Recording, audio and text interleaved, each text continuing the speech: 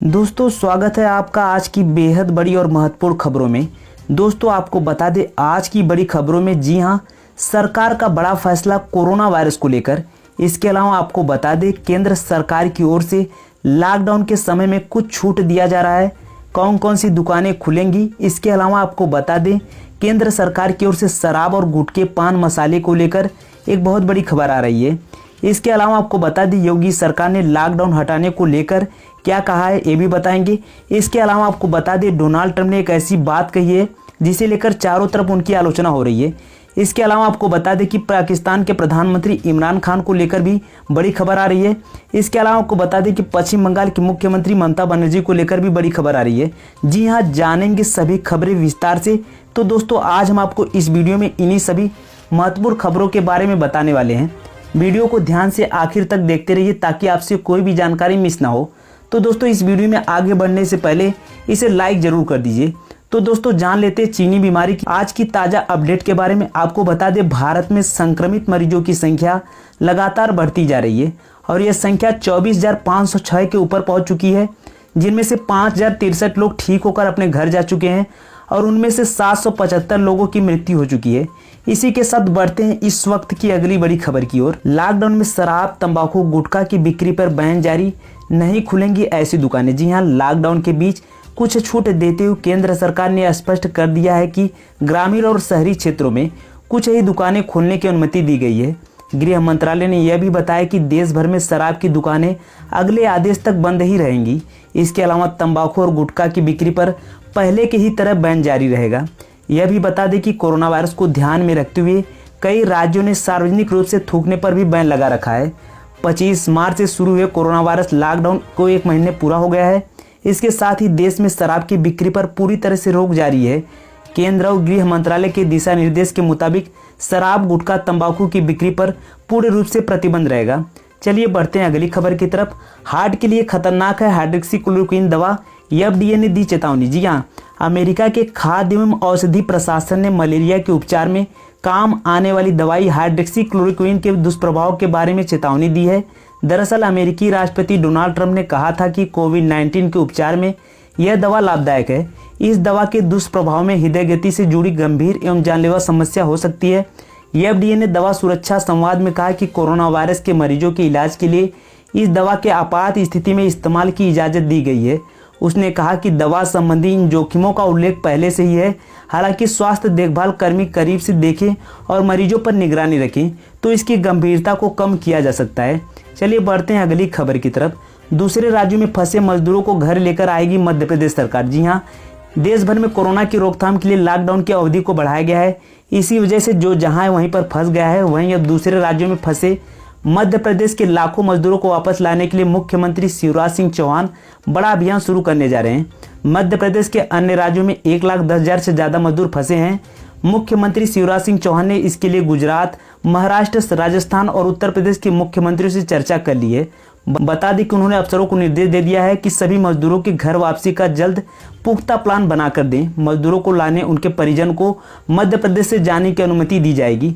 प्रदेश में दूसरे जिलों में फंसे मजदूर भी अपने जिले में वापस जा सकेंगे, लेकिन इंदौर जिले व दूसरे संक्रमित क्षेत्रों से किसी मजदूर को आने जाने की अनुमति नहीं होगी।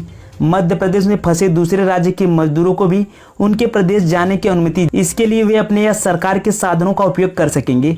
चलिए बढ़ते हैं अगली बड़ी खबर की तरफ। कोरोना वायरस के इलाज को लेकर राष्ट्रपति ट्रंप ने दी खतरनाक सलाह, हुए जमकर आलोचना। जी हाँ, अमेरिका में कोरोना वायरस के संक्रमितों की कुल संख्या 8,90,000 से ज़्यादा हो गई है। इसकी चपेट में आकर अब तक यहाँ 51,000 से ज़्यादा लोगों की मौत हो चुकी है। कहा जा रहा है कि आने वाले दिनों में अभी यह संख्या रुकने वाली नहीं है।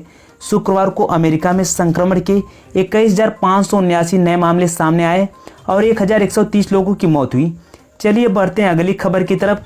केंद्र सरकार का तोहफा, खुलेंगी दुकानें पर शर्तों के साथ। जी हां, केंद्रीय गृह मंत्रालय ने शुक्रवार को एक आदेश जारी करते हुए कुछ शर्तों के साथ शनिवार से बाजारों में दुकान खोलने की अनुमति देने का फैसला किया है।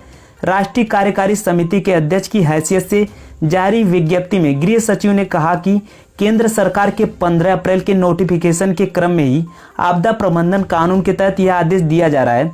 ग्रामीण इलाकों में शॉपिंग मॉल को छोड़कर सभी दुकानें खुली रहेंगी। वहीं शहरी इलाकों के लिए कहा गया है कि सभी स्टैंड अलोन दुकानें, पड़ोस की दुकानें और आवासीय परिसरों में दुकानें खोलने की अनुमति है। गृह मंत्रालय के स्पष्टीकरण आदेश में कहा गया है कि शराब की बिक्री पूरी तरह से बंद रहेगी। चलिए बढ़ते हैं अगली खबर की तरफ। सीएम योगी का आदेश, 30 जून तक किसी को भी सार्वजनिक सभा की अनुमति न मिले। जी हां, कोरोना वायरस के संक्रमण के कारण देश भर में 1 महीने से ज्यादा लंबा लॉकडाउन बीत चुका है। 3 मई तक लॉकडाउन के कारण अर्थव्यवस्था को बढ़ते नुकसान को देखते हुए केंद्र ने दुकानें खोलने की मंजूरी दी है। हालांकि केंद्र ने अंतिम निर्णय राज्य सरकारों पर छोड़ा है। इस बीच सीएम योगी भी उत्तर प्रदेश में दुकानें खोलने पर विचार कर सकते हैं। जी हां, शनिवार को सीएम योगी आदित्यनाथ अपनी कोर टीम के साथ बैठक में स्पष्ट आदेश दे चुके हैं कि प्रदेश में 30 जून तक कहीं भी कोई सार्वजनिक सभा नहीं होगी। मुख्यमंत्री योगी रोजाना इन दिनों कोरोना वायरस संक्रमण पर अंकुश लगाने के प्रयास में अपनी कोर टीम के साथ रोज करीब 1 घंटा तक बैठक करते हैं। इस बैठक में अभी तक की स्थिति के साथ आने की योजना पर चर्चा होती है। टीम 11 की समीक्षा बैठक में मुख्यमंत्री योगी आदित्यनाथ ने आज अधिकारियों से कहा कि कोरोना का संक्रमण रोकने के लिए हर जिले में फोकस टीम बनाइए। किसी भी सूरत में वायरस के संक्रमण का प्रसार नहीं होना चाहिए। मुख्यमंत्री ने अधिकारियों को निर्देश दिया है कि प्रदेश में 30 जून तक किसी भी सार्वजनिक सभा की अनुमति नहीं दी जाए। इसके बाद भी स्थिति के आधार पर आगे का निर्णय लिया जाएगा। चलिए बढ़ते हैं अगली खबर की तरफ। बंगाल सरकार का दलील, 57 में 18 मौत कोरोना से, शेष अन्य बीमारी से। जी हाँ, पूरा देश इस समय कोरोना वायरस की समस्या से जूझ रहा है। देश में आए दिन कोरोना संक्रमित मरीजों की संख्या बढ़ती जा रही है। देश के हर राज्य में कोरोना का कहर जारी है। ऐसे में पश्चिम बंगाल सरकार और केंद्र में लगातार तनातानी चल रही है। ममता सरकार पर लगातार कोरोना को लेकर जानकारी छुपाने का आरोप लग रहा है। दूसरी ओर राज्य सरकार भी जांच किट को लेकर केंद्र सरकार पर निशाना साध चुकी है। अब एक बार फिर बंगाल में 57 संदिग्ध मौतों को लेकर ममता सरकार पर जवाबदेही बन रही है। चलिए बढ़ते हैं अगली खबर की तरफ। प्रधानमंत्री बताएं उनकी योजना क्या है। सिब्बल बोले कभी कभी कांग्रेस की भी सलाह ले लीजिए। जी हाँ, कांग्रेस ने शनिवार को सरकार से आग्रह किया कि कोरोना वायरस के संकट से निपटने के लिए राष्ट्रीय स्तर पर योजना बनाई जाए। पार्टी के वरिष्ठ नेता कपिल सिब्बल ने यह भी कहा कि लॉकडाउन के समय में अर्थव्यवस्था का लॉकडाउन हो गया है और ऐसे में सरकार को कदम उठाने की जरूरत है। उन्होंने वीडियो लिंक के माध्यम से संवाददाताओं से कहा कि प्रधानमंत्री आप सलाह दीजिए, लेकिन कभी कभी कांग्रेस पार्टी की सलाह भी ले लीजिए। कांग्रेस नेता के मुताबिक कोविड-19 के बाद नया हिंदुस्तान बनाना है। हम सब मिलजुल कर देश को आगे बढ़ाएं। उन मुद्दों पर ध्यान दें जो देश को आगे बढ़ाने वाले हैं। इनमें शिक्षा और स्वास्थ्य महत्वपूर्ण मुद्दे हैं। प्रधानमंत्री बताए कि इन पर उनकी योजना क्या है। उन्होंने कहा कि प्रधानमंत्री आत्मनिर्भर होने की बात करते हैं। अगर भारत को आत्मनिर्भर होना है तो वह कैसे होगा? हम तो बाहर की कंपनियों पर निर्भर हैं। ज़्यादातर कंपनियां तो विदेशी हैं। चलिए बढ़ते हैं अगली खबर की तरफ।